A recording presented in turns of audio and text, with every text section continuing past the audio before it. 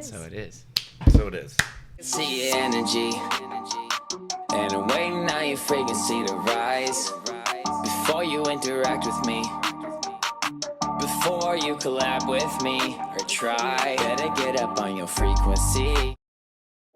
Disciplined stoners. What's your discipline? You a stoner? That's cool. So are we. I'm high a lot. It's weird to finally say that with pride. I'm high a lot. Being high has helped me with my anxiety. It's helped my social skills. Love and light. Welcome to Disciplined Stoners Podcast with your host, Ellevan. And my name is Winnie. And we are the gateway drug to mindfulness. And welcome back to another episode of Disciplined Stoners. I'm your host, Ellevan. My name is Winnie. And we are the gateway drug to mindfulness. And today,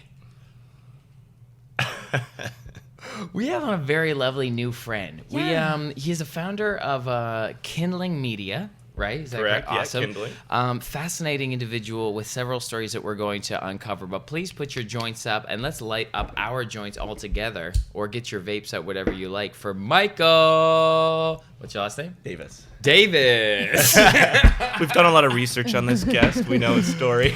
That's probably our weak point right now. We Is the definitely intros. the intros need to get Hey, that better. felt smooth to me. Hey, thank you so much. Thanks here. for being here. Thank you. Yeah, thanks for coming on the How's your pod. day?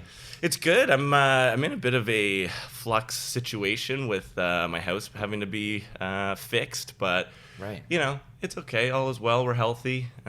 Just a lot of movement, like a lot of stuff in the air. Yeah. That feels like a beginning of the year thing too. Like January shit, February feels like things start to move, and Yeah. I also feel the sort of like I've bitten off more than I can chew For sure. ideology. I think lately. also with the new year, I tend to make these big proclamations, and I'm gonna do this. I was like, okay, I'm gonna quit smoking or whatever it is. Like, okay, I'm gonna get up at 4:30 and meditate. Then I'm gonna, have 15 minutes of sunlight and then breathe. You know what I mean? Yeah. I'm like, okay, I'm gonna turn over a whole new leaf, and you try and force that into your rhythm as it was 2 weeks ago. It's so much. It's not gonna just easily, augment your life at all. Totally. We talked about that in January, and just with that weird pressure we put on ourselves, and it's not helpful. It's counterintuitive. You should Yeah. almost understand the momentum as a wave that's already going. For So sure. if you're happy with what you've accomplished in this last year, it's not a snap. It's or if you feel like there's improvements, then you got to be humble to that. You go I gotta go to the gym 7 days a week now. Not if you're not going 6 days a week. Totally. Totally. What were you doing on December 14th? If you're not going once a week, Yes. start there. Exactly. Yeah. Totally. I know. We always like to get out ahead of it. So on December 26th, we're we're going to start living the life that we want to live next year. And Totally. there's something about that makes, because I used to be a crazy goal setter as well. I'd sit down, take time right at the end of the year when we had some time off, and be like, these are all the things. But over the years, throughout my 20s, I definitely noticed that when I didn't achieve something, the heartbreak Bummer. of that, the shame kind Yeah, of for sure. that comes with that. It was oh, this is pointless. There's no reason to put a time limit on something when time is kind of an illusion. Yeah. And who's putting those limits on you? It's just yourself saying, okay, I have to do this by this age or this time or this, date. And then when you don't do it, you're like, God, that's so shitty. But what's changed? Have you changed really? What's changed around you? Nothing. You Yeah. know what I mean? Really nothing that dramatic ever happens that, frequently. It's just Yeah. sort of us putting these weird expectations on ourselves and thinking that we have to do this by this. But why? Yeah. Let it happen I when must it have read happens. your book recently, 'cause we're getting spacey. We're getting woo-woo right away. Yeah, baby. Have you seen any other podcasts? Generally where we are. Yeah. we live You here. live in this space, right away. I'm talking about expectations of myself. Yeah, that's right where we go. But I mean, to keep it on the surface, also know, just to say what has manifested this year in January already, we started to learn about you. You poked up, Kindling came out and presented itself to the world. Yeah. And I love the way you've been covering current events, because you guys, we must follow some of the same sources, because like I learn about the story and then like you guys have like it covered, and it's so Right. good.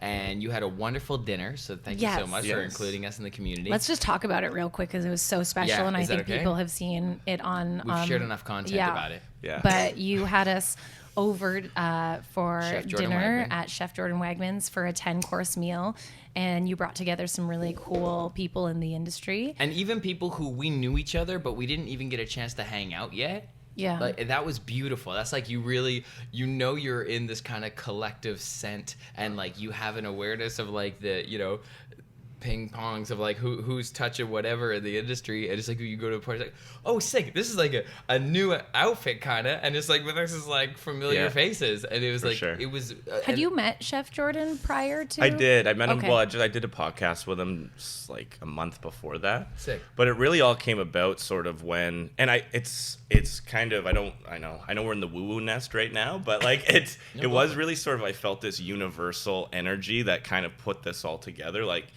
you can unroll it like from when, even Jeremy, the content creator who put everyone together. Yeah, sure. And I wouldn't have known any of sort of like the connections or like the community, and he helped bridge that gap and that Sick. divide. Shout out. Yeah, he's in the cut. He's For like sure. he's one of those familiar faces that like shows up everywhere. Yeah. And he came to me by like he used his one free LinkedIn message to send and say like, I love what you're doing at Kindling.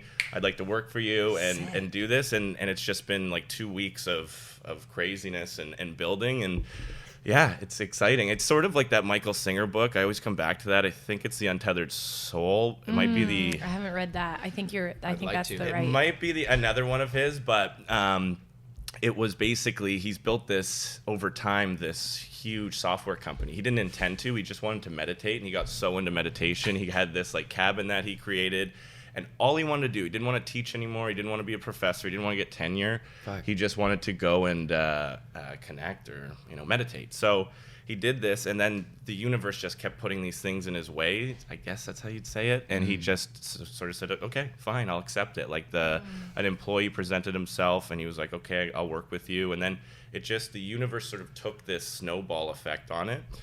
And I feel like it's the same thing kind of with Kindling, I'm not trying to, No, puff it's it the up same- it's beyond true. what it is or whatever, Say but what it is. there's been these sort of, and it's a function of also persistence. Like it doesn't work. Like it wasn't working a year ago, and I just kept at it, kept hitting my head against the wall, almost literally, trying to make it work. And again, the focus was for it to be just an e-com cannabis retailer and sell cannabis. Great, full stop. Okay, legal Yeah, cannabis. like we have a store. You can walk into our store at Dundas Duffer, and we sell it and we deliver it. It's 1 hour delivery.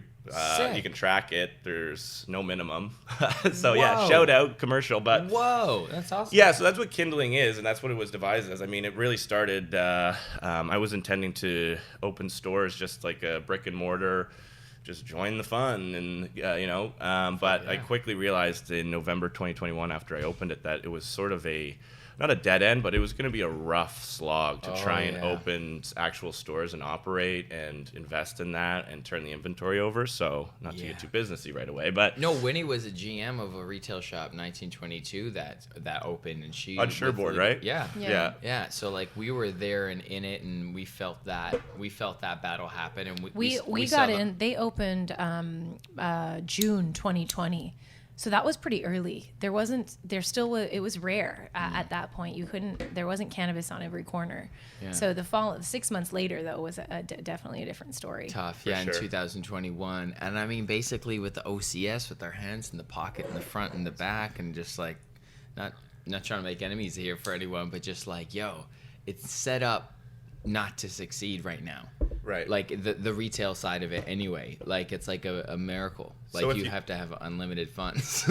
Yeah, that and also it starts with how you set up the market. So they set it up to be a commodity, and what happens then is you take these products and there's no story about the brand anymore. So by virtue of having the government be the centralized wholesaler and having excise taxes, essentially like functionally they're excise taxes, you basically only provide retailers with 2 levers. It's pricing, which is the main one that they always pull, and then branding or like points or loyalty or whatever, which are ineffective, I think. I mean, like when you have like, there's no exclusive product, there's no buying breaks, there's no maneuverability. Like you could have 75 stores or 1 and you still have the same assortment, same price. So how do you differentiate? You differentiate based on scale and pricing. So you have these like listing fee companies that are bloated with listing fees, but they just lose money on the actual retail.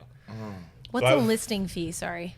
So they call it data fees to, Oh. I'm probably speaking out of turn here, by the way, but yeah, they call it data fees, but which is the legal way to sidestep it. It's the gray area. So people like Value Buds or like One Plant, what they'll do is get listing fees or data fees. So I'll list this product in my store. You give me head office $50,000 a year to list this product. I put it in, but I'll put it at the lowest margin possible because the store doesn't need to break even. The head office organization needs to break even. Ooh. So that's how they do it. So yeah, Thank you Yeah, for thank you, explaining yeah. that. yeah. So that's Keyhole. Value Buds and all that. That's how they model it. Whereas what I saw, and I quickly realized like I don't have the scale or funds or public market funding to compete with that over the long term. So the logical step is to take it digital to try and leverage that point. Very cool. And yeah, so we focused on e-com. So then I'm like, but my background, by the way, in business is INS Market. I built that from 2011 to like 2 years ago. INS What? Market? Yeah. Like the those convenience retail store. shops? Yeah. That's mine. Oh my Sick, dude. God. That's amazing. Well, I don't mean mine. It's our company. That's yeah, your that's the business. project. That's So wow. I started in 2011. In Toronto, there. it's like a bodega. It's It's like a bodega of it's Toronto, yeah. Yeah. So- for American We should have friends. fucking had that in the intro for sure. Yeah, we can bring it up. We're learning. We'll get there. We'll get do it there later. We'll do it. We'll do it later. yeah. That's very cool, man. Yeah. Cool. Oh, so you knew. So I always have that haunting suspicion that if you're good to execute at one thing, or you end up making something like notable, you have a history that's going to contribute to that somehow. Well, it's just like with business, I find in my limited experience that it's all widgets. Like it all comes down to like these first principle, like universal truths, right? Like it's all just, buy it for less than you sell it or whatever, right? So you can extrapolate that as far as you want or to any given industry. It's just the same thing. Like looking at the cannabis industry, it's just a nascent, really frothy industry that hasn't found its footing yet. And like to overextend yourself and have these retail Shangri-Las, really. Like I looked at them, I went and drove around to all these, like Honey Pot on Queen West, and I'm not disparaging anything. Like it's really easy to get caught up in this stuff for sure, especially when it's not your money. Like when it's other people's money and it's like the public's money, which kind of pisses me off, honestly.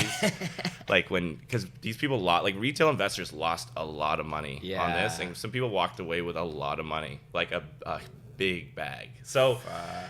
Anyway, so I mean, so I quickly realized, like, it's a dead end to try and do this. I don't have the money to, like, pay $15,000 for a month for rent and then build out $1 million store with gleaming glass, like Apple handrails and displays and all this shit. Yeah. Especially given that what you're selling is a commodity. So, like, it's one, like... The same. Yeah, product X here that you get at that store or, like, down the street, it's the exact same price. That's There's so weird, nothing man. different about it. So weird. Right? When you think about it's that? a trip. Because in LA, you go to some places and like only they have that weed. Right. Like Wonderland or Wonder whatever, they have like their weed, and like they can win you with that. They can develop their own product, and there's like that artisan community that goes there for that. It's like speaking a whole nother language when you're like trying to engage consumers. But like you're right, your hands are tied as a creative and a business owner, because it's like you can organize your shelves in a cool way, but it's like when you see other people who also shop at Costco and you go through their kitchen, you're like, I have that olive oil too. Exactly. Exact same It's thing. like you got that same thing. Fuck, what a deep, beautiful insight. I don't think it's ever been voiced that clear and well on this pod. Thank you, Yeah. man. Well, and then Beautifully like said. if you keep going with it, so you keep extending that thought, right? And so you're a brand that's growing cannabis, and you got the best product in the world. Okay, so that's the second challenge. So I quickly realized again, like the brick and mortar isn't going to work. We have to go digital in order to find some cheap leverage. Okay, yeah. So you went that route. Yeah, so then we basically I hired some agencies, which I can get into later. My thoughts on that. Don't do it. Do it yourself, figure it out yourself, listen to podcasts, go on YouTube, figure it out, and just go. And find someone that's like your friend or someone that you trust that will, you know, not sort of invoice you, whose incentive isn't to invoice you more and make the project more complicated. Anyway, we'll leave that for another day. But no, as a creative asset provider and a service provider in that capacity in marketing, I'm honest up front. I'm like, my goal here is for you to not need me. Right. Like, and that's why I do like flat, like I hate hourly because of that exactly. Like creative agencies, like milking people. I was mentored by the people who benefited by it. Right, exactly. So it's but those people have a lot of heart. Oh, they're great. And actually, like, and hey, let's clarify. Their clients were Android, Coca-Cola. They could afford it. Yeah. They weren't That's the milking other thing. another entrepreneur or another person in the mud. So that's why I really prefer rates too, because it's like, I'll give you 300% for this. You see it ahead of time. I see it ahead of time, and let's just rock. And you do what you can, and you hope that like they know what to do with it. Yeah. Like that's basically it. You want to give it, but yeah, they got that little Yeah. more cheese come down the Exactly. tunnel. It's like, and then upsell the campaign or upsell the something. Right. There's always something more to do. I know. So build this site, and then, you know, like they make it on hours, so they're not going to make it simple and go, it's only going to be 2,500. It's going to be 25,000. So yeah. Anyway, so and it will start with an idea there, and then before you know it, 2 months later, things have always evolved. Exactly, totally. So yeah, we took it into the e-commerce sort of realm. Slowly and surely. We launched the website in last September, so we're only like 5 months in, but sick. Yeah. And what I realized right away, like within 30 days, is these brands like LPs and products, just any innovation or any new product that comes to market, it's impossible to get any bridge beyond the everyday cannabis consumer. You can't do it. It's so yeah. So like, totally. so I would we put some ads in, you know, like BlogTO and NarCity paid $8,000 for 4 months of a 4-month campaign. I'm just gonna, you know, say numbers. Please, it's what it is. Whatever. I talk about this shit all the time. I talk. People are really gonna appreciate it. They really appreciate that because that's what it takes. But we can also do any editing afterwards. Yeah, I prefer to keep it. Yeah. But no, it's like it is what it is. It's the real world. I think that will open up people's eyes as well to like the investment, and after I hear all the what, I'm also gonna hit you with the why. Yeah, we'll get there. Yeah, sure. but please continue. So so you're paying $8,000, right? Like you're a new retailer, you're trying to figure it out. You're paying $8,000 or whatever. I mean, you can do it however much you want, but I was like, I'm going for the, you know, going for the moon package, here. Yeah. And so you're in, because you're cannabis, you're behind an age gate, then you're over here under sponsored content. In order to, you can't use any language that actually elucidates the essence of the brand. So when you're trying to sell a product and be like, hey, this is organic or single cultivar or whatever, you can't do it. And then also, just like I interviewed on my podcast, Amy Weinstein from Other People's Pot. Yeah. And she likens analogizes it to being a snake eating its tail. And it's so true. And so like the only people you're talking to are people that already know. So you're going around in circles. Yes, that is it. Right? Absolutely, 100%. Any new educational boundaries like in the legal either. Yeah, and so it's not like you're trying to. I always liken it to my mom's friend who wants to have one less glass of, you know, vino at the end of the night. Like trying to get that person to have a better day the next day and not be as hungover with a little bit of a gummy or whatever, or that, like, you know, artist or athlete, whatever. Trying to get to them is what I'm trying to do with Kindling Media, which is I look as like a different side of it. Yes. Where, you know, Kindling is an e-commerce, you know, store, the fulfillment center, I call it, hub. Nice. And that's what really sort of fulfills the order, gets you the product into your hand. Great. But like, in order to actually attract and have other people be aware of these amazing products and benefits, and you need to bridge the gap. You have to cross the chasm, I call it. And absolutely. To cross the chasm, I think you have to not be so focused on the thing. So I call it augmenting the X. Like that's what we've been saying with Jeremy in content, is like, so here's the X. The X is like the actual product. This is the really high THC pre-roll. Okay, that's awesome for sure, but let's step to the side of it and see how we can augment the story of it. Like, what does it do? Who uses it? Why did they use it? Is it skaters? Is it like, and paint the picture, like the full sort of 360 by using media. Yes, recognize your customer and fish.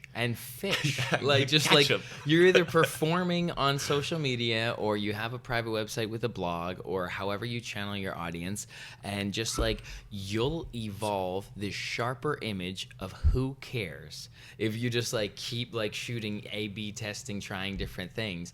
And you're right, all of that on the nose hammering you with like THC talk for like the data of cannabis, it's over.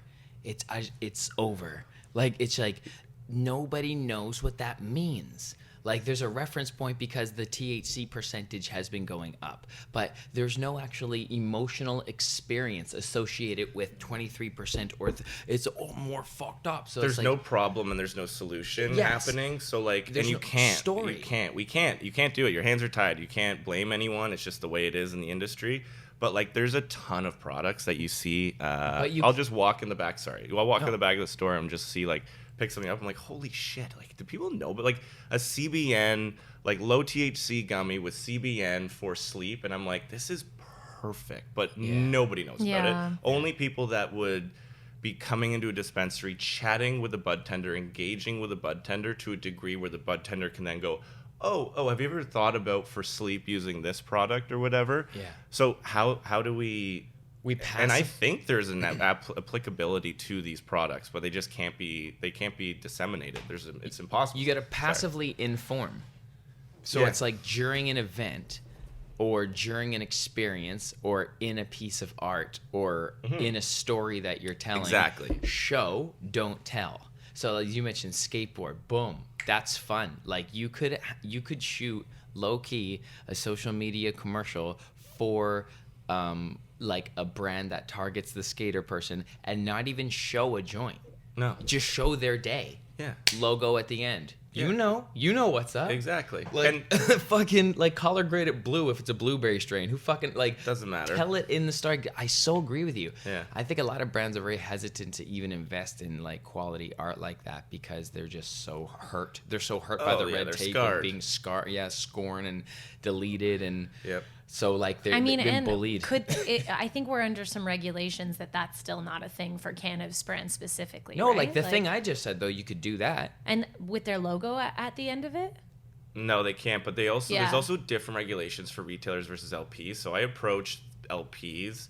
I'm approaching LPs as approaching LPs. I'm your DTC arm. I will be your bridge to the consumer because we're allowed to do fun stuff like those events, right? Yeah. Whereas LPs, it's a lot more. They're a lot more hesitant because there's a lot more red tape around them doing it and them advertising. But we can do it. So let's get it out there. Let's tell the stories of these products, and let's also not discount. Like that can't be the first lever. I don't think it's good for the industry at all. You're right. It kills it's going to rot away right now. Like the way it's set up, it's just going to rot away that middle where there's these great independent retailers that are spent like providing a great service to their customers, and almost like at a patient level, right? But investing in good products so they can prefer it. Oops, sorry. Like it's also not cheap. Showed your enthusiasm. Like sometimes. It's like, was that guy on the campaign rally? He got canceled because he went at the end of a thing. It was like his career was done. Dean. Anyway, sorry. Woo. I don't know about this guy. Which campaign? It was a U.S. presidential campaign. Oh my God, is that where Will Ferrell gets his little woo in the campaign? Yeah. Is that what it comes from? Yeah. Dude, sorry, I interrupted you. What were you saying? Oh, I don't know. I'm sure it was brilliant though, but we'll let it go. It had to do with retail stores for sure. Discounting. Oh yeah, curation, right? Reward curation. Mm-hmm. So like invest in your local stores by rewarding the curation, but you're right. There's even still limits around that because everyone can technically curate the same thing. Well, just like Sticky Nugs here, they're like Soul moved in next door and just lifted their menu. Really? Just copied it? Why? Boom, and just dropped the price. Huh. Probably because that was the easiest thing to do. Because it's like Sticky Nugs did the work. It has been in this area for like a year. Yeah. And like they just came real close. Like he's obviously found out what people in this area like. And yes, a cold game like that. Just saying. Very cold. Hey, these look familiar, don't they?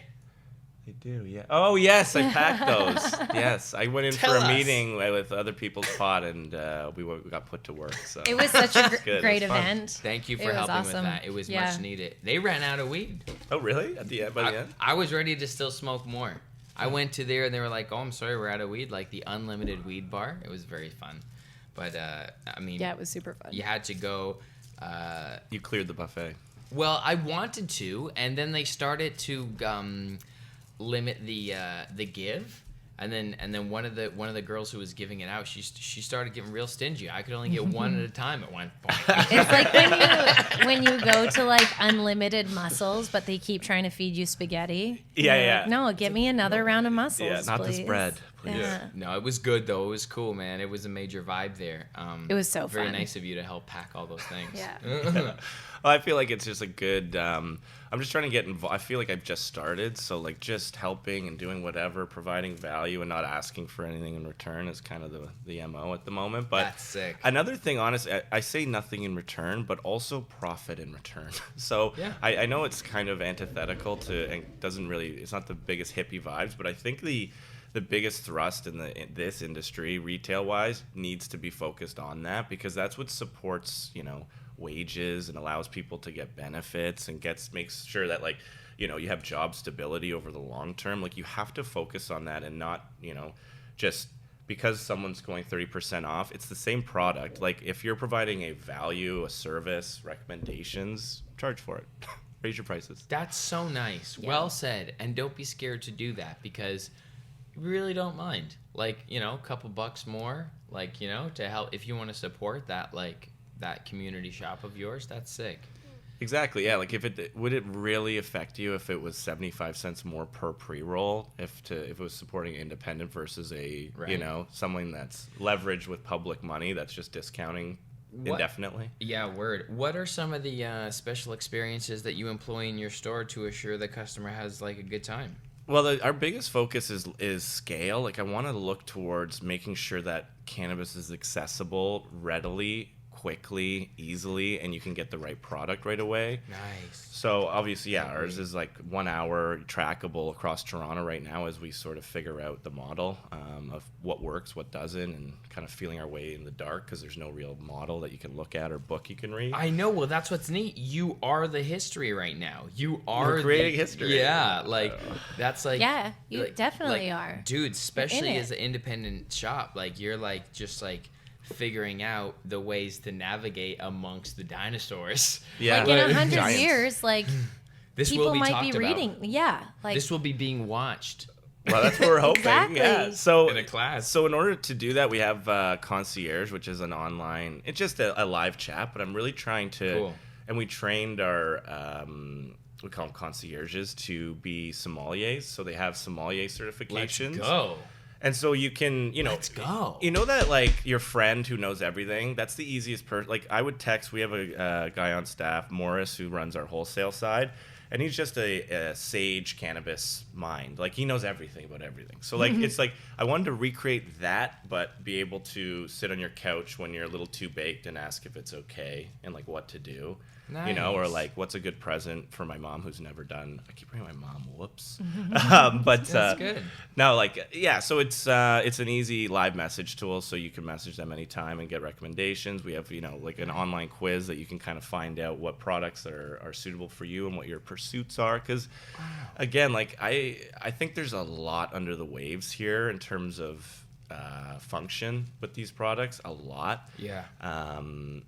And I think it's really tough to get that out and communicate it. And someone I don't know, because it's Valentine's Day today. An intimacy lube or whatever. Yeah. Is a 45-year-old woman really going in and asking a 19-year-old dude about what intimacy oil is good for?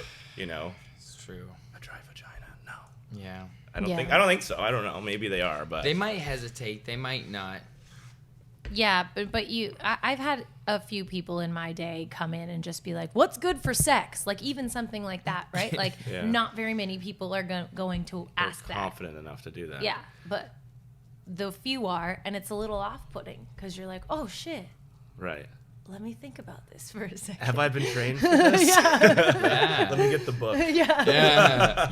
Got to do some terpene You have the binder, the retail research. binder. Yeah. Legit. Sex page. Yeah. So But it's true, right? Like that is a huge angle I with agree. cannabis that like no one even talks about. sex. Yeah. Yeah. Well, there's a ton of them. Like I got into this and got the spark from giving up booze, Yeah. and getting into CBD. And I was like, because there was a lot of latent. I went to treatment in 2021 or 2020, March of. I should probably know this. 2021. Cool. And yeah, I went down to the States for a month, just like out of the movies, did all that shit. Wow. Yeah, when I came back, I found that, like, I was drinking for a reason. Like, I felt like I was kind of putting out a bit of an inferno inside me, and that came out after I stopped, where it was, like, burning me alive a little bit. Like, it was too much. Like, I wouldn't sleep for a few days. Like, I could go, like, 3 days without sleep. Really? Yep. Like, I could... Just passion. I had nothing. It was COVID, right? I was in a basement. So it was just, like, I was Fuck. just spinning in place. So I was, like, I would drink. So... Again, I'd wake up and How did that booze, and I had affect you? a newborn too, so it was like You had a baby. a double whammy. Of, You would drink shit. yourself into a baby-like state and hang And out with your baby. Yeah, the babies on our backs. So, did you have any cannabis in your lifestyle at that point? No, not really, not at all Wow. actually. So No, this no, was no, a zero zip. Oh, wow. So it was Cool. before, like I high school I smoked pot and we'd go on little Right. journeys. The very, and I was like a typical jock kind of thing. I was. Yeah. And so that was my experience at parties as a on a lark. Yeah. All right. That's awesome. What'd So you that was- play? Rugby and hockey. Amazing. So yeah, I played rugby in college too. But Sick. yeah. Fuck, what were we just talking about? I mean, you didn't have any cannabis Oh, in yeah. your lifestyle But yeah. then during. And you then- but cleared up and you got clarity. Yeah, I wouldn't call it clarity. I'd almost call it mania. Like, it was like for years I had been, having 4 or 5 drinks every night and then, having 29 every 7 days. You know what I mean? Like, I would binge and then I would be like a bag of shit for like weeks. And then I'd be doing this up and down. Well, it's I'd be like the medicating. Sorry. No, I mean, it's your story. I was just going to Yeah. interrupt and be like, that's the human condition kind of right now. You're very easily walked right into a bar and told that this is like, there's no limit on it. Like, you can go to it's, you know what I mean? Like, it's very, Yeah. and It drinking culture is wasn't all over taboo TV. at all. Like, there was it's no very stigma. easy to fall into this addiction. It's a plain sight addiction that's like quite problematic. And But- like, yeah, if you got too drunk, like, not very many people would like they chalk it up to like, oh, it's just like that's what he does again or she does and again. the or, coolest thing about when you get really drunk is the decisions you make. Yeah. It's the best. Totally. So you found this mania when you came out of. Yeah. Well, I kind of. Is it rehab? Was it rehab? Yeah. Okay. Yeah, cool. rehab. I mean, I call it treatment. Treatment. Kind of Sorry, I coated forgot in that. candy. Just I kidding. like No, that. it's all good. Treatment. yeah, I like it too. I prefer no, that. actually, we talk about that I just in had to learn terms that. of wording. Like, maybe it shouldn't be rehab. Oh, Like, doesn't maybe, give a shit. Like, whatever. It is what it's it the is. same thing. Like, let's grow up and No. just deal with it. No, I Face disagree. it. We talk about She's how sensitive. sick kids shouldn't be called sick Yeah. kids. I I agree think with that's that, actually, so yeah, maybe like I'm wrong. just wording. Sometimes if you're over 35 and I bring this up a lot because I'm almost 35. If you're over 35 and you get pregnant, it's labeled a geriatric pregnancy. Yeah. That's fucked. That is fucked. It's scary. What? I know. I'm And not you get 80. wheeled into, you get you're in a different hallway Jesus. too. Yeah. Yeah. So, anyways, I get really intense about What should we call it words about? sometimes. Old women pregnancies?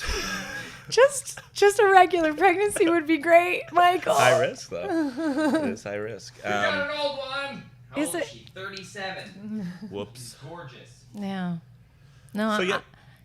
Please go ahead. Oh, no, I was just going to continue what we were talking about. But yeah, like, you start to realize after that clarity that the reasons why you kind of do things when you look back. And I realize now why I would drink and, like, kind of muffle it. Yeah. And I didn't go down to sort of quit drinking. I was going down to just just rejig. Like, it was a year and a half in the pandemic. I kept hitting these same massive walls where I'd be like out of commission for weeks at a time.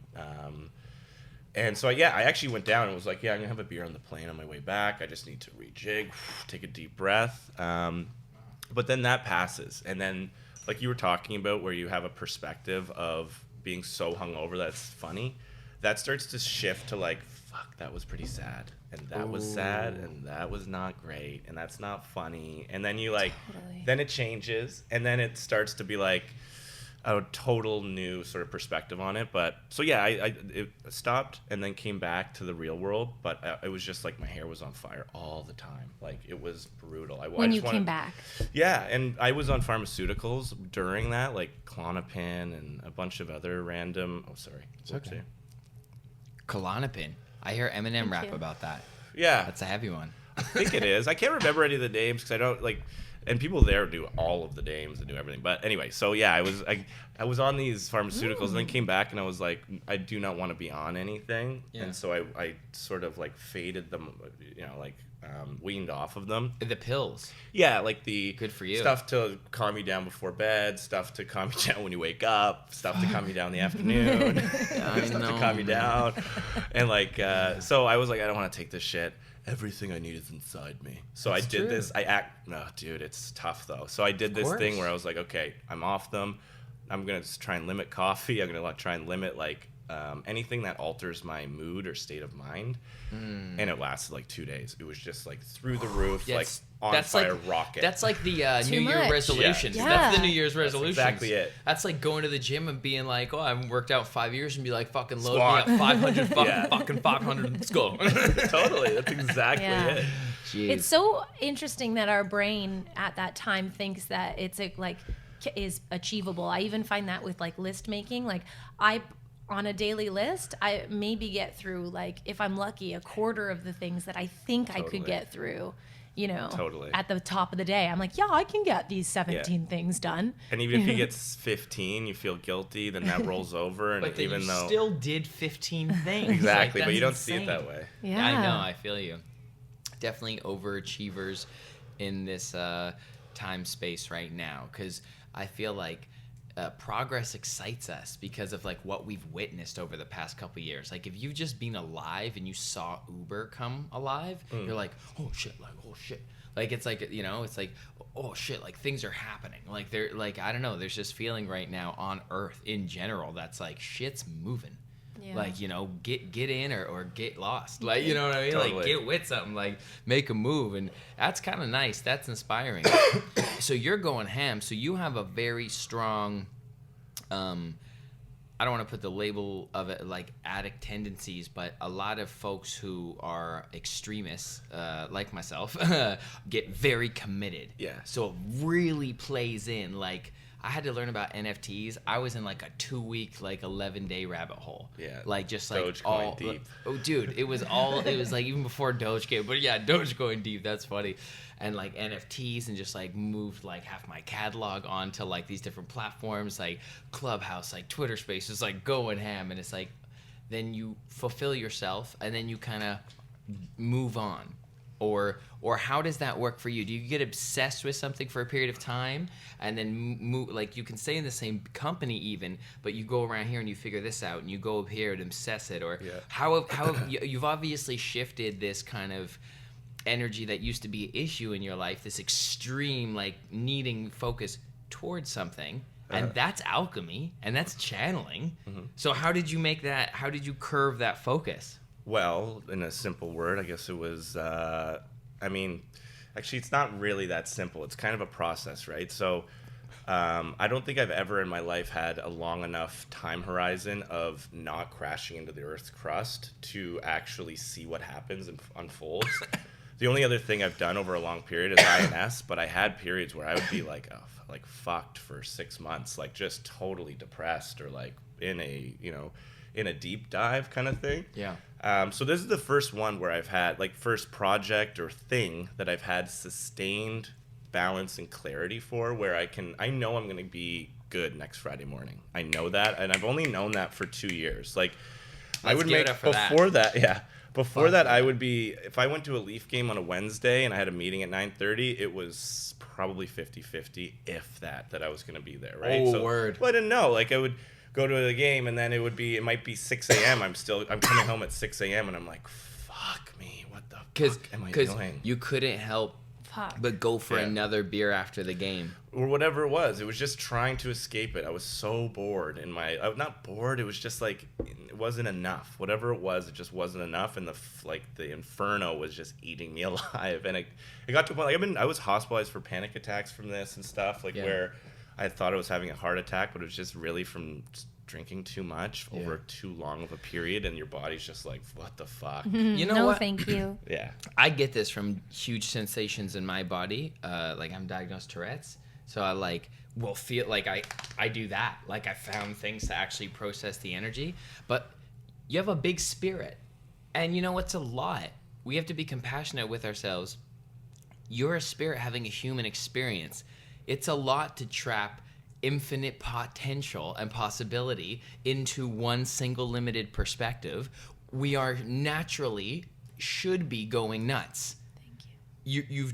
You are everything, and you've chosen to be one thing, and to try to live life from that. Of course, you want to burst out of your body sometimes. Like, that's natural. We should be more prepared for that as kids, because as adults, we try and hide it or escape it or something, you know, instead of just like, that's why basically this show, like, discipline. Like, if you give that infinite spirit, like, purpose, it's so unstoppable. For sure. And that magic we started with will start to happen. Totally. You know, that momentum, like, in your life where the magic happens and you're like connected in through this game now, as opposed to just like, I feel you. Like, this shit could fucking expand and implode sometimes. I hear that. Right. That's intense, man. And back to that, like, feeling like a kid you were saying, that's a big thing with, like, addiction, where you go, if you feel a little bit up, a lot of the times I'm like, okay, this is not enough up. Let's have more coffee. Let's get going here. Oh, yeah. You know, so you want to take it from just a little bit. Like, these little things aren't enough. I need to hammer it way up, and I need to feel it really. I need to go dark when we're dark, you know? So it's not like I'm trying to get to a little bit like where the amplitude of the wave is a little more muted over time, but the trajectory of the overall, like, pattern of it is northeast. Trending up. Trending up. Life is a gradient. Yoga taught me that in a lot of ways. I used to love to work out doing boxing, very explosive, very fast, very, like, torture yourself. And then yoga taught me this humbleness when this, like, little 90-pound girl was, like, doing this perfect balance bend beside me. And, like, even though I had all the core strength of, like, a boxer, I couldn't fucking stand there with one leg up. Like, I totally got humbled. And then that agency that I was essentially mentored by told me this idea too of constantly raising your floor. So, like, where, like, we say life is vacillation, so there's high points and low points, but there's one general central point between those two highs and lows points if you look at it on the graph.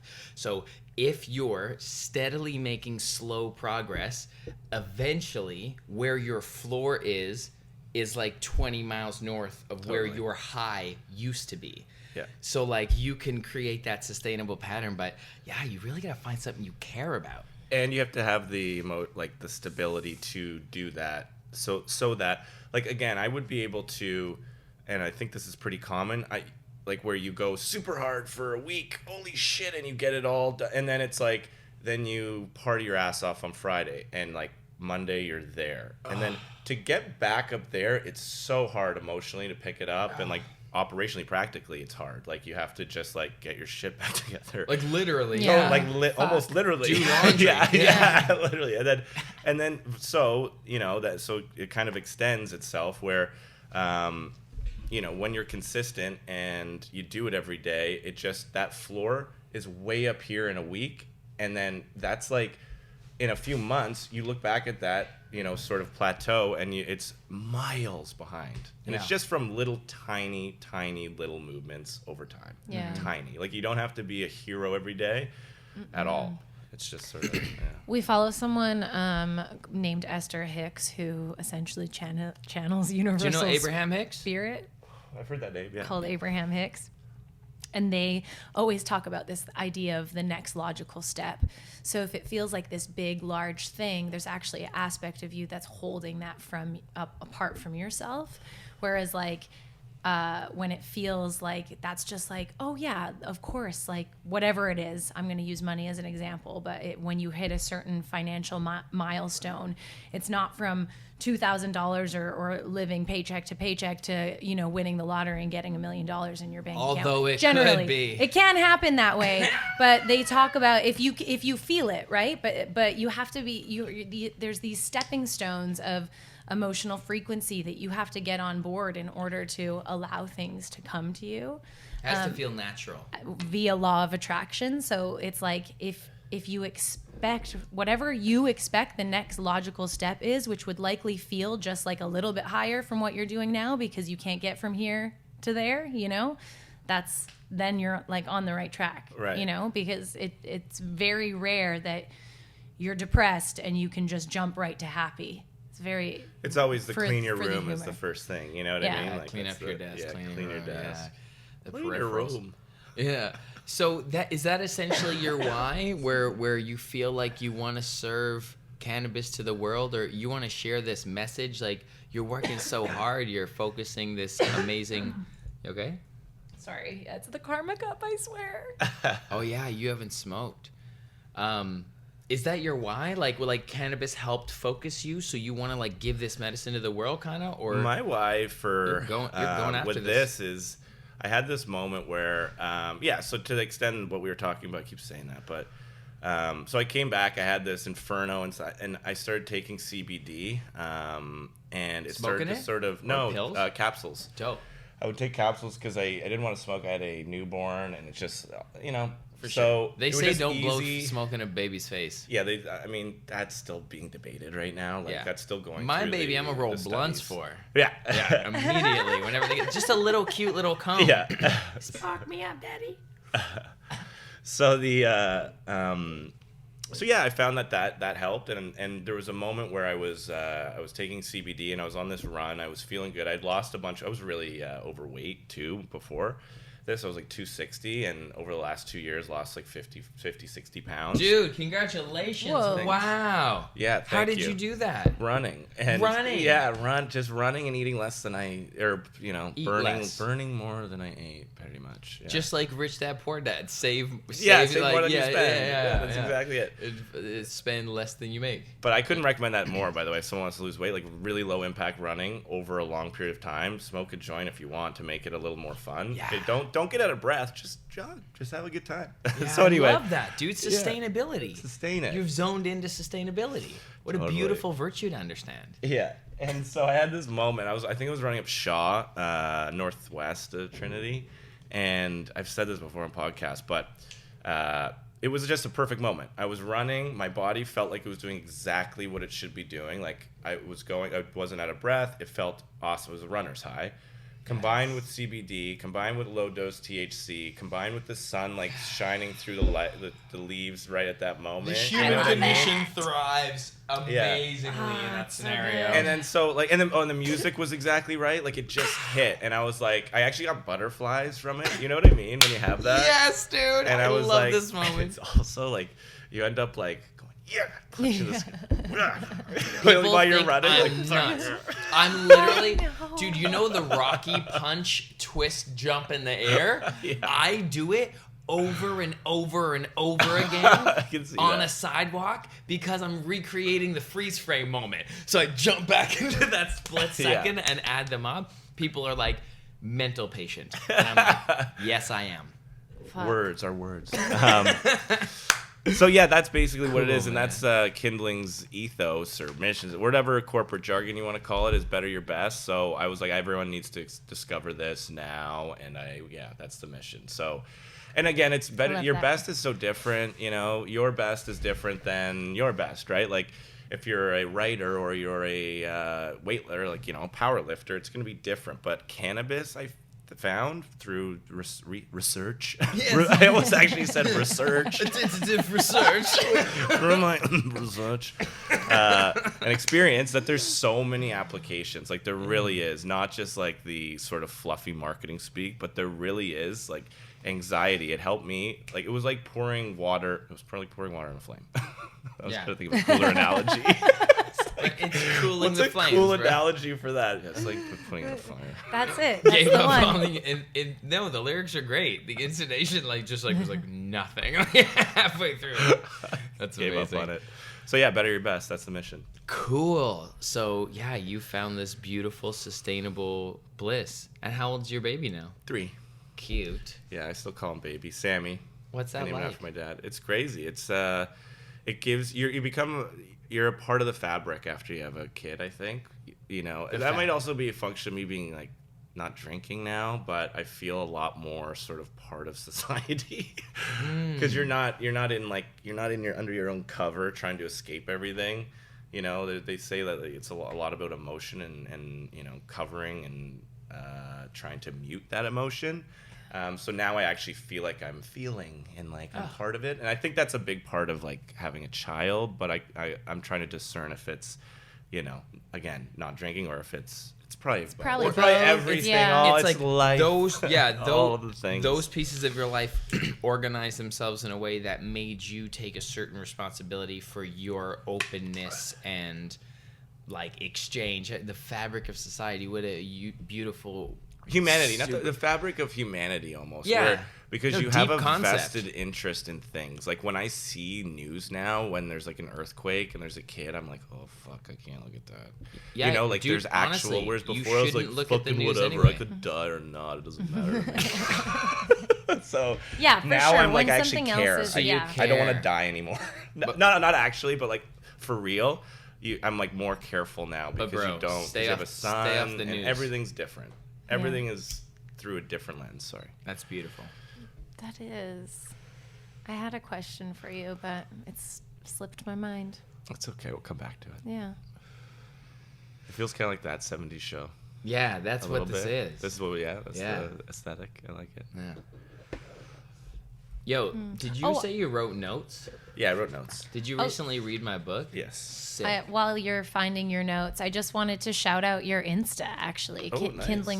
Kindling Media's Insta, because Popping like off. Yeah, it's dude. so fire, It's dude. good. Like what you not just, but like when you explained what your attempt is, like you're totally doing that. Like you're fully I love that page in a sea of cannabis stuff. Like Nice. it's just so fun. Like I look at it and I'm like, that looks like it's a good time. Yes. shareable, so nice. Shareable Thank you. assets with like Yes. models and people who actually look like us, who Right. look like the cannabis community. Yeah. Like it's good.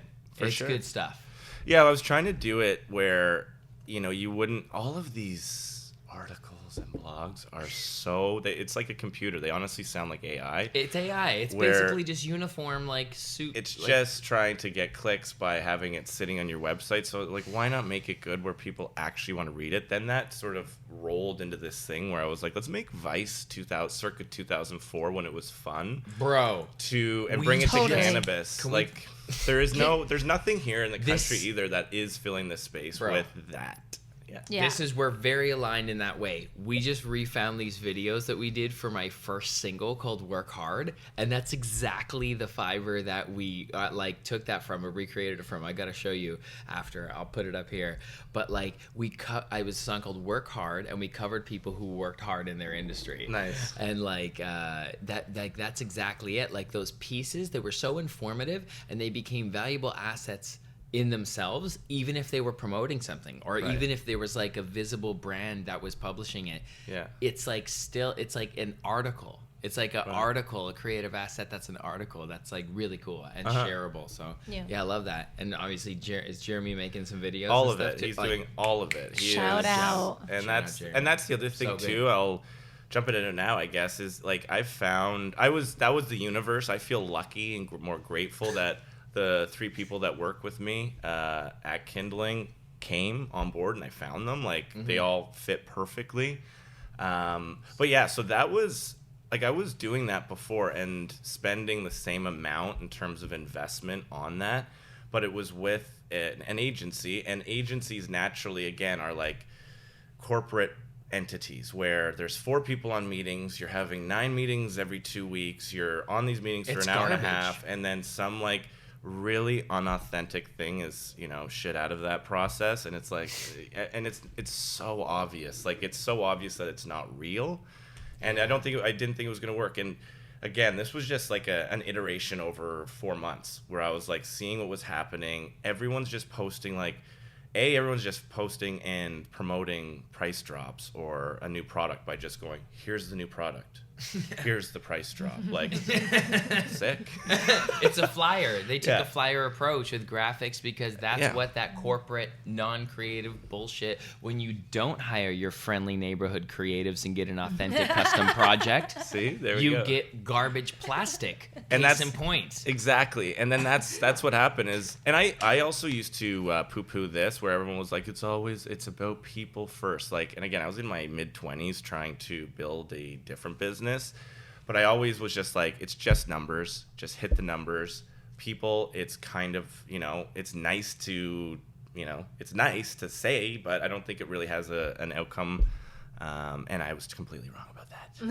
Completely. So Nice. that's been a learning Nice. in my 30s where it's like, you have to have the right people with the right alignment.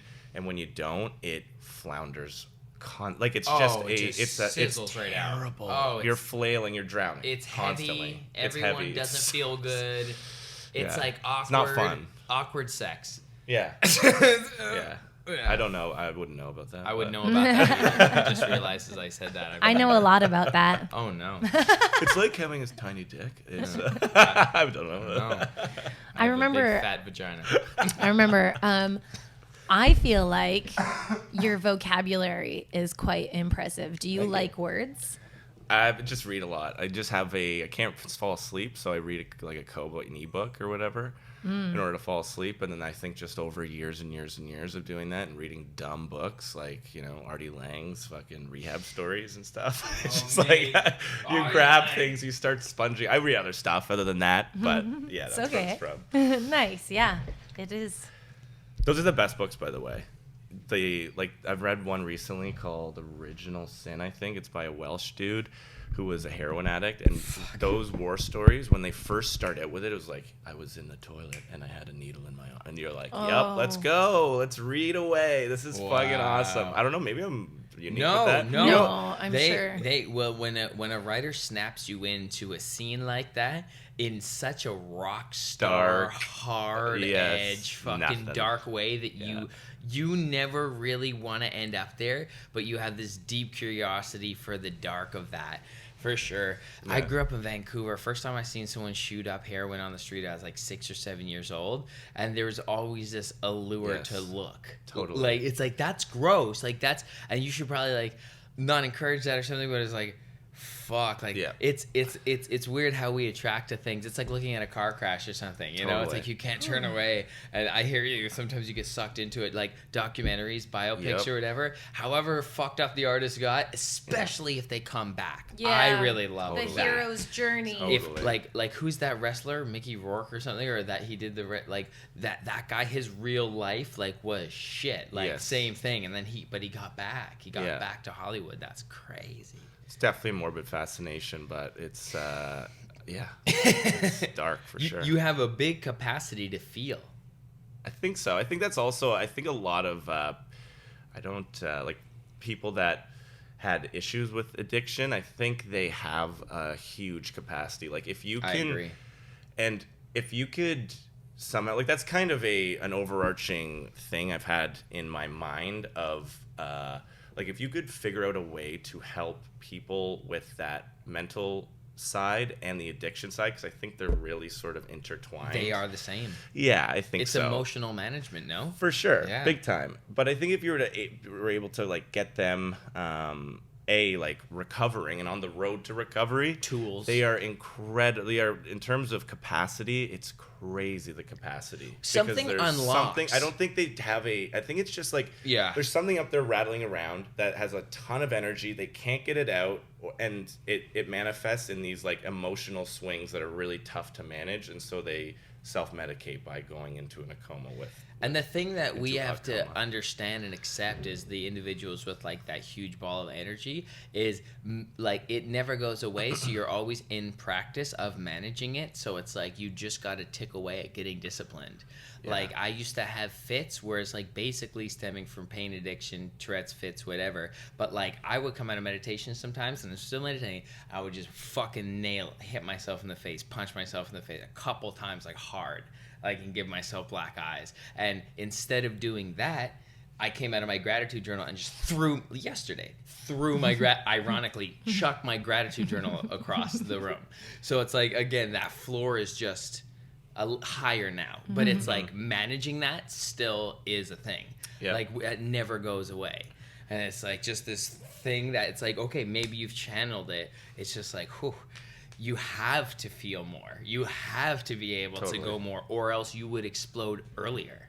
And then when you're in the waves of it, it's very tough to sort of. You have to do almost an elimination strategy where you stop certain behaviors, or like, okay, I'm gonna not drink. I'm not gonna do that. I'm not gonna do X, Y, Z. So you can kind of simplify and actually get a sense of what is doing what. You know, otherwise it's too confusing. There's too much going on. There's too many things happening all at once. And sometimes it's like, I won't do that one thing this time. I'll do these 4 other things and see if the trigger hits as deep. And so you eliminate them. Yeah. Wow. For sure. That's a good tool. Yeah. Cool, man. What are these notes? Yeah. I'm curious. Okay, so let's get into this. So this is STFU, Thoughts and Feelings by Ellevan. Here. Thanks, I've read it, and I have some notes. So Sick. chapter 1 is uncovering the pain addiction. There you go. And essentially, it's fighting the disease. The essence of the page is basically. Well, do you want to explain it? Do you want to explain what you meant by like the uncovering the pain addiction? I don't want to put words in your mouth, but I mean, I'd love to hear your take on it, like from what you got, but I can definitely synopsis it up. Yeah. Well, I kind of felt as though it was kind of letting go, like not having, like foregoing the hard edges of discipline, perhaps not on a eternal basis, but at least momentarily, such that you can feel at ease. Now, my contention with it is that I've found that doing that in my life, where I've let myself do what I've wanted, has led to more pain than if I didn't. You know what I mean? So, like, let's use cigarettes as an example. Whenever I'll always quit and then, take it back up again. And it's like this gnawing, annoying urge constantly. Like, so you're sitting down working at your computer, and it's just like, ping, like, when's the next one? Ping, when's the next one? Go outside now, like, you want one now. And that's torture, I find. So in order to avoid that torture, you have to force yourself into the hard edges of discipline. And I find that there's actually, like, it's easier there. It's easier to do it because you know what you're supposed to do. Like, you get up go to bed at 10, get up at 5, do this thing. Does it suck? Today it does, but in 7 days, I'll be used to that. That hard edge will be smooth, and now this is easy. Beautiful. And, like, I feel as though it's easier to, again, like with drinking or smoking or whatever bad thing, like scrolling your phone too much or, not being patient with your children, whatever it is. That's a weird one, but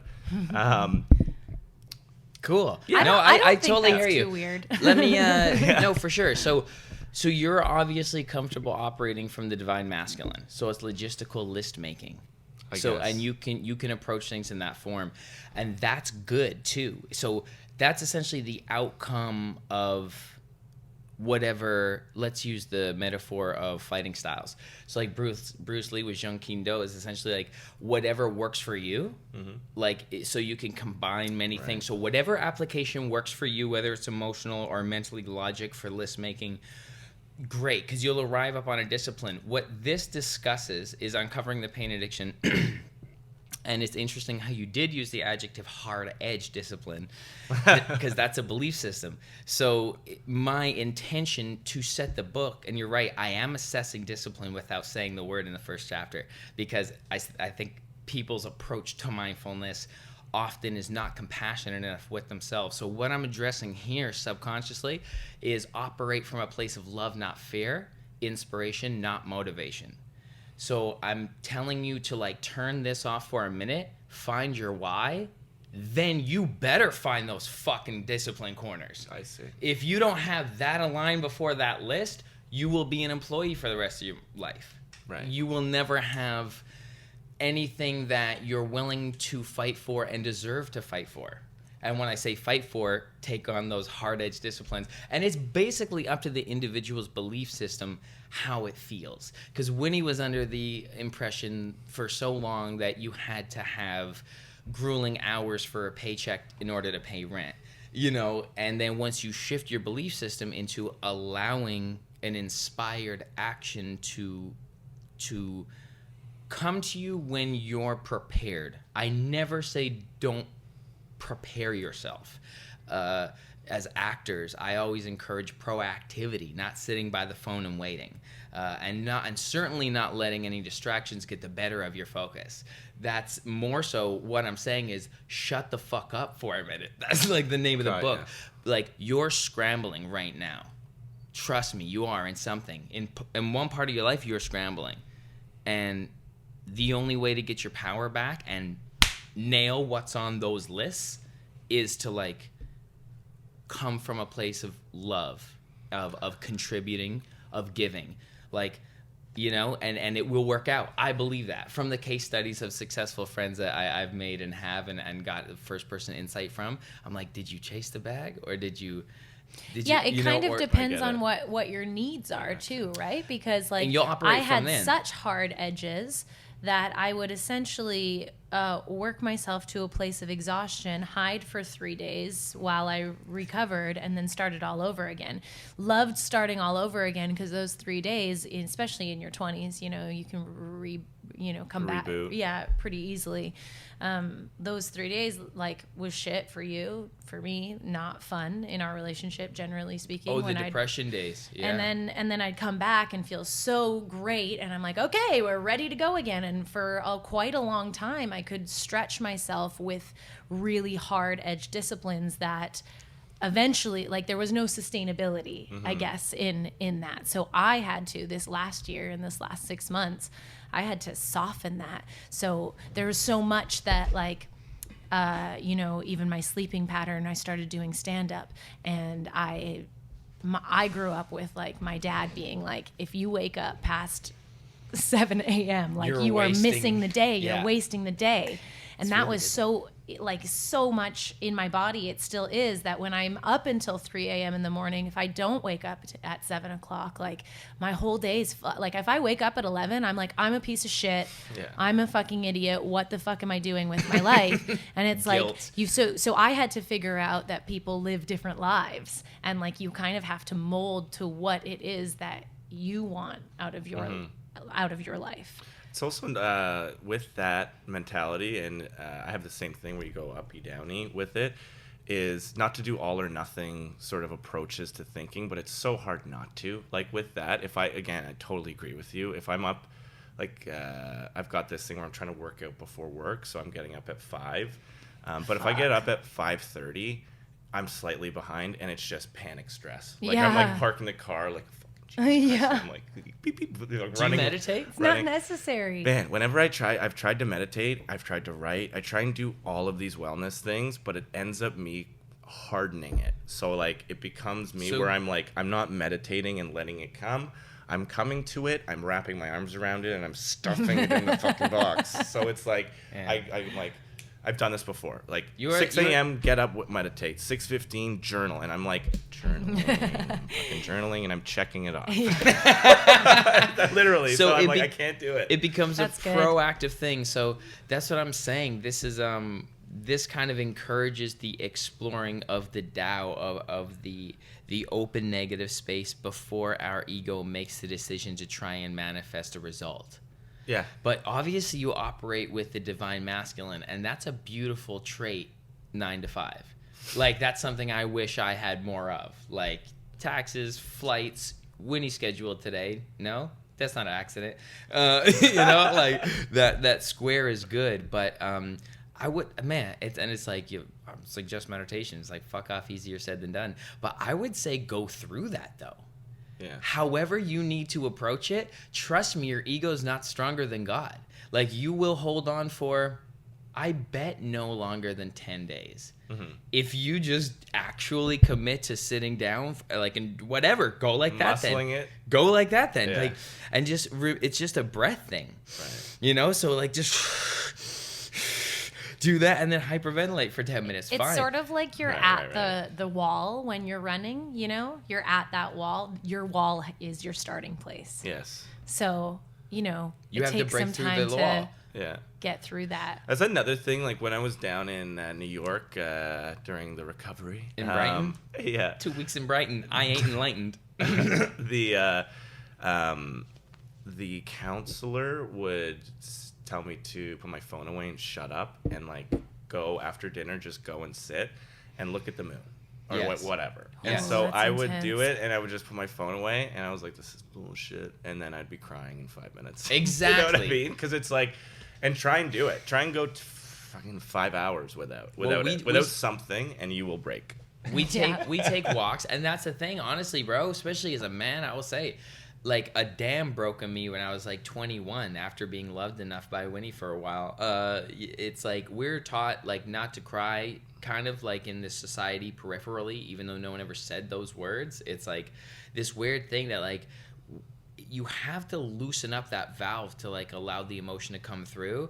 And especially those who, I think it's harder for those who are gifted mentally like yourself to come off that flame, because that momentum is working. Like you have manifested a life. Like there's no negating it. There's no in your check this box tally of life. It's like nothing's wrong. But like that releasing that valve and like crying and like getting away from like serving the ego identity is like so healthy and like so much more part of the enriching spirit of life, I feel. Yeah. Like it's worth it. I think it's worth the crying. It is, but it's also I always think about what drives you, and I think the negative things drive me, honestly. Like where you're, but That's cool. With meditation, it's like you said, it's like almost fake it till you make it. Like maybe one day I'll be getting up at 5 a.m. for a really spiritual reason, but I don't think so. I think it will end up being like I'll sleep in once I get to the soft phase. You know what I mean? Well, for a time period, for sure. And exactly, maybe it's not in this lifetime to live like fully in that like mystic spiritual space, for sure. But I would say meditation is just a metaphysical practice, emphasis on physical. It's just a breathing thing. Well, that's what I do while I run. So I find it. Oh, it's so like you have like a meditative flow state thing. Oh yeah, like Okay. it gets. If I feel weird if I don't run, and There so you I'll go. do it on a run where I'm, like, because it's so repetitive that you just like I'll stare at space in front of me and on the ground, so you don't like step into a hole or whatever. Sure. And you just get into and you can get into really weird fugue states where you're sort of like Flow. you're like, whoa, what the fuck? Where am I? Like Yeah. I've been I went this You, far. for, Holy you, for, shit. you forget space and time. Totally. You can transport, and your actual density most likely is becoming lighter. And you're moving your body, your heart's pumping, you know, you're trying to find your breath, so you try and find like a smoothness. You have like, I have keywords where I'm like, smooth, you know, it's not crazy, but No, like mantras. mantra, I guess, but where Know you're what just that kind of is. like, okay, float, like feel like you're floating, feel like, you know, there's a string at the back of your head pulling you up, so There like you your go. body like starts to like feel like in that flow state as well. Yes. And if you can connect your like what your body's doing with what your breath's doing. I try and like only breathe through your nose. So That's if sick. you can get into that state where you're like breathing and in rhythm with your body, that's where it's at. Oh. That's meditation, but I can't do it sitting still. That's all. It's fine. Yeah, I mean, meditation is the practice of stillness, but that is one hell of a flow practice, and that's like just as good neurologically. Neurologically, For like your brain to have a single focus and to be in a present moment and not stretch. Like that's very beneficial. That's almost like sauna or steam room. I do that too every day. Yeah. Sauna. Nice. It's the best. Oh, beautiful. So Oh, yeah. you have practices that lead to a centeredness. Oh my God. Like I would party from Thursday till Thursday before. Now it's like I am like, it's all or nothing thinking. It's the same thing. It has to be polar. Yeah. Where before I was a piece of shit, and then now I have to be like Super like good. yeah, green juice and like measuring shit and like weighing not actually, but yeah. You know what I mean? Congrats. Amazing. That's huge. Yeah, man. Like that's Well a done. That's do a you, positive thing.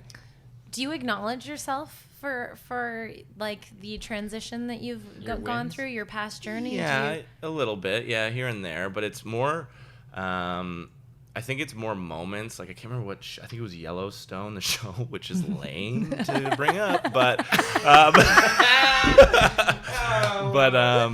Yeah, he was saying that one of the characters was saying that like happiness is not. You're not gonna find a full day. You're not gonna find a full week. But like in terms of being grateful and like looking back and pats on the back for yourself, I think there's moments where you're just like, wow, this is pretty good. And usually it's like quiet moments or like where like those in between where you're like, you know, in an elevator and you're like, whoa, it's 7 a.m. I'm in the office. Wow.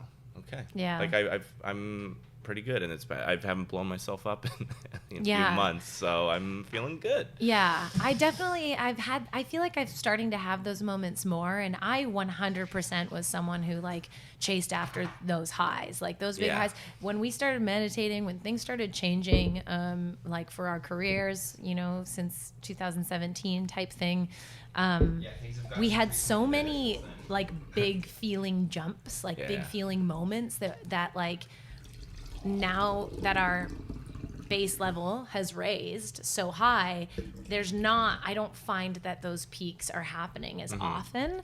And you're used to it though too. because the base level is raised. So like for a while I was kind of going through withdrawals of those like extremities, right? Like, and then, so now I've just been, starting to find those sort of more quiet moments. There's a song on Broadway called "It's a Quiet Thing," and it talks about how love is like, it's not, you know, these loud big parades. It's something that happens, you know, really subtly, inside your body. It's like, I think the over time, it's like the opposite of death by 1,000 cuts. Like it's just as you string more and more days together and weeks and months and, you know, actions, and you slowly, you know, amalgamate all these, you're on a solid foundation. Whereas when you do these like really quick extreme movements that aren't sustainable, you come right back down, and you don't feel solid or good. I find anyway. Yeah, you always want to feel solid and good. Yeah. We know what that's about. This is crazy. It would be so easy to talk to you for so long, but we can't. It's all good. Should we read a book real quick? Yeah, or? let's choose a thing. Guess what we're doing, because it's Valentine's Day. Okay. We're making our me and my buddy invited our moms over to his condo, and I'm gonna cook. Nice. Because moms, right? So we have single moms, and then Wynn's gonna come too, so it's gonna be good. And yeah, Jack's so we're gonna run off and do that, or else literally I would do a 2-hour episode with you. Cause we're just going for an hour and a half. Yeah, but it doesn't feel like that for me, and I know it doesn't for you guys. So make sure to visit our Patreon. We love you too. But let's read. This is right here, and you are very this energy. Have you read this book? Have you read Think and Grow Rich? No. Oh, dude. You're gonna fuck shit up when you read this. Holy. I don't like those kind of books. It's less of what it sounds like. Okay. Oh, man. Imagine the idea of density rich, substance rich. Mm-hmm. Wow. Can't believe you're just gifted. You never read this. That's good. Please, Michael, please pick a number between 35 and 283. 42.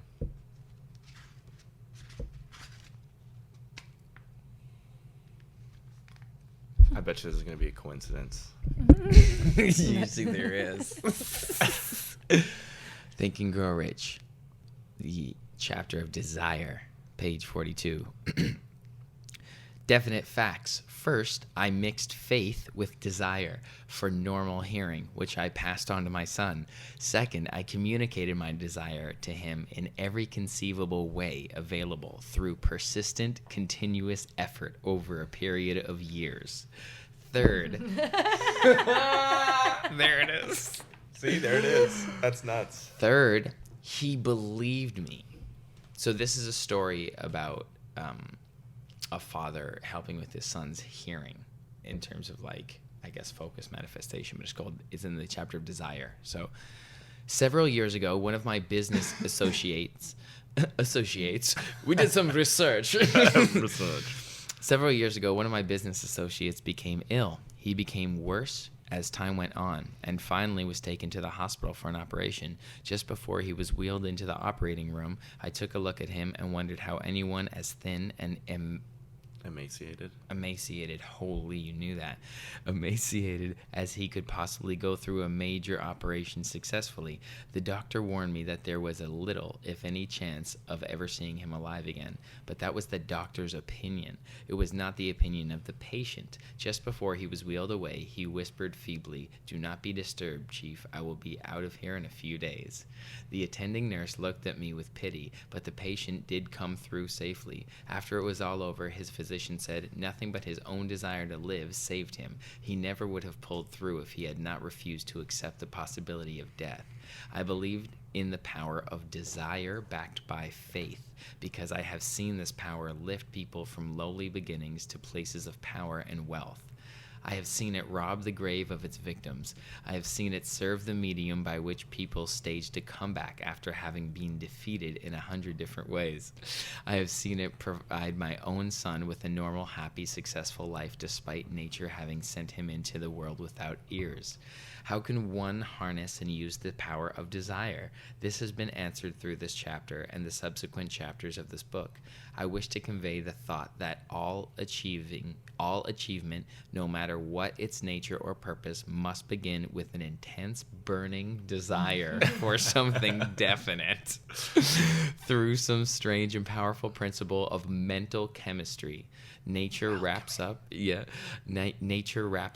the impulse of strong desire, that something which recognizes no such word as impossible and accepts no such reality as failure. Wow, snaps for coincidences. That's crazy. There are no coincidences. Yeah. Dude, thanks for joining us. For sure. Thanks for having This me. was You're such a pleasure. Lovely character. That was great. Where should everyone? Well, obviously, we'll link Kindling Media below, so you can check that out and become part of the community. Where else would you like to send our listeners? Shopkindling.ca. Shop Kindling Media. Find us there. Follow us. Let's have some fun. Cool. What a weird thing to say. Let's have some I'm fun. trying to find. I gotta find an outro. I gotta find a thing. let's Better have your some best. fun is Better your good. best. That's what. There you go. Yeah, Hey, totally. that's my thing now. Yeah, I love that. That's so Better great. your best. Better your best. Your best. Better- Personally. Yeah, Yours. better your best. Yours. I like that. Better your best. Okay, love each other. Check out our Patreon. Subscribe. Tell a friend.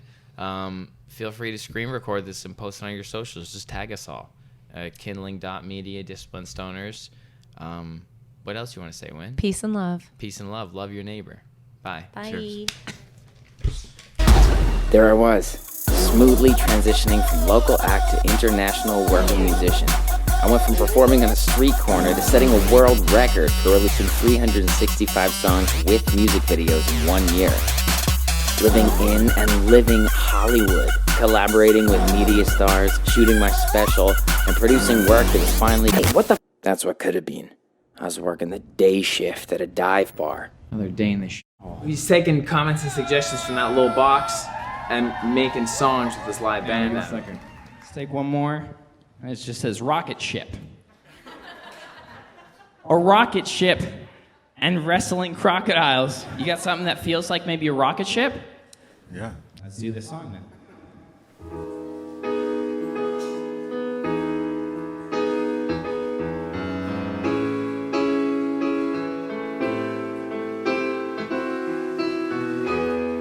Send me to outer space. So impressive. Discipline stoners. What's your discipline? You a stoner? That's cool. So are we. high a lot. It's weird to finally say that with pride. I'm high a lot. Being high has helped me with my anxiety. It's helped my social skills. Well, it's helped me feel okay about my shitty social skills. It doesn't make my social skills better, but it sure does make sitting in that awkward moment in a social interaction a lot more bearable. You know, that moment where no one in the group has anything left to say, and you desperately want to yell at all of them, just say something. Being high makes that hilarious and not torture. Yo, it's Ellevan from Anger Town. This plant just helped me chill out. Found focus, found confidence. All of a sudden I was productive, less protective, more progressive. Yeah, we talk about stuff like I'm a next sommelier, but this is about a medicine, baby. We wish everyone a mindful life. It's been a helpful tool for us.